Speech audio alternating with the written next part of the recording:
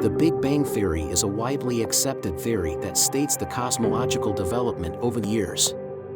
According to this theory, our universe is about 13.8 million years old. This theory was first proposed by Georges Lemaitre in the year 1931. The Big Bang is divided into distinct eras based on the dominant particles and the energy present.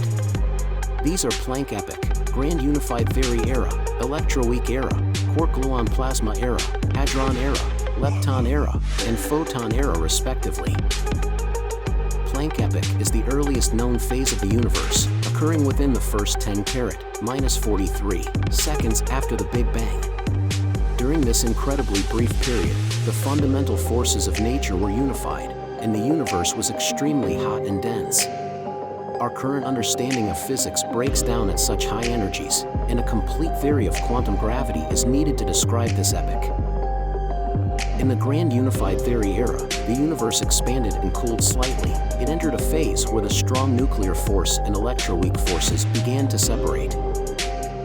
At extremely high energies, these forces are believed to have been unified into a single force described by a Grand Unified Theory. As the universe continued to cool, it entered the electroweak era, where the electroweak force split into two distinct forces, the electromagnetic force and the weak nuclear force. This phase occurred at around 10 carat, -12 seconds after the Big Bang.